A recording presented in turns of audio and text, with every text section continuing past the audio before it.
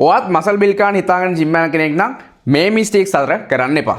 පළවෙනි මිස්ටේක් එක තමයි අපේ ගොඩක් කට්ටිය කරන්නේ ජිම් එකට ගිය ගමන්ම විනාඩි 20ක් 30ක් කාඩියෝ කරනවා. කරලා යාගේ weight training session එක පටන් ගන්නවා. මේ වැරද්ද කරන්න එපා. ඔයා මසල් බිල් කරන කෙනෙක් නම් ඔයා මසල්ස් ફોකස් කරන කෙනෙක් නම් ඔයා මුලින්ම ජිම් එකට ගිහිල්ලා විනාඩි 20 30 කරන්න බෑ. ඔයාගේ එනර්ජි එක එතන වේස්ට් වෙනවා. ඒතර ඔයාට weight training වලට ප්‍රයොරිටයිස් කරන්න අමාරුයි. ඔයාට කාඩියෝ කරන්න ඕන නම් ඔයාට workout එකෙන් පස්සේ කරන්න පුළුවන්. ඔයා ජිම් එකට ගිහලා මුලින්ම 3 to 4 minutes walk එකක් දාලා warm up string stick කරලා workout එක start කරන්න. ඊට පස්සේ ඔයාට workout එකෙන් පස්සේ cardio කරන්න පුළුවන්. නිකන් ඔයා workout එකට කලින් ඔයාගේ හොඳම එනර්ජි එක එතනට වේස්ට් කරලා කරන්න එපා. ඒතර ඔයාට weight training prioritize කරලා ඔයාට හොඳ weight එක lift කරන්න ඔයාගේ workout එක effectively ඉවර කරගන්න අමාරු වෙනවා. දෙවෙනි mistake එක තමයි අපේ ගොඩාක් beginners follow කරනවා නිකන් අර අපි ගත්තොත් food city එකක bill එකක් වගේ නිකන් exercise 10 15 කරනවා.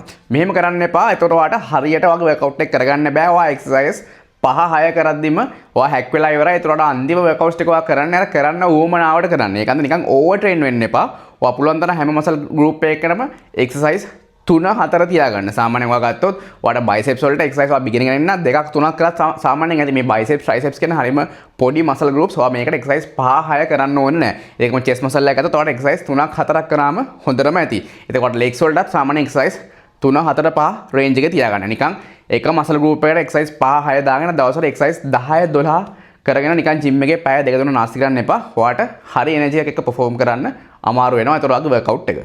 තුන්වෙනි මිස්ටේක් එක තමයි අපේ මේ ගොඩක් මසල් ගේන් කරන අය හරි බයයි රෙස්ට් එකක් ගන්න. ගොඩක් වෙලාවට දවස් 6ක් 7ම ජිම් එකට යන්න බලනවා. රෙස්ට් එකක් දෙන්නේ නැහැ ඇඟට. මතක තියාගන්න. ඔයා හැම වෙලේම ඔයා මසල් ගේන් කරන කෙනෙක් නම් ඔයාගේ මසල් ග්‍රෝ වෙන්නේ ඔයා ජිම් එකේ ඉද්දි නෙමෙයි. ඔයාට ජිම් එකෙන් බලලා මසල් ස්ට්‍රෙස් කරන්න විතරයි. ඔයා පුළුවන් තරම් රෙස්ට් එකේ ඉන්න ඕනේ. රෙස්ට් එකේ ඉඳි තමයි ඔයාගේ මසල්ස් ග්‍රෝ වෙන්නේ. මම කියන්නේ ජිම් එකට යනකොට මේ රෙස්ට් කරන්න කියලා නෙමෙයි.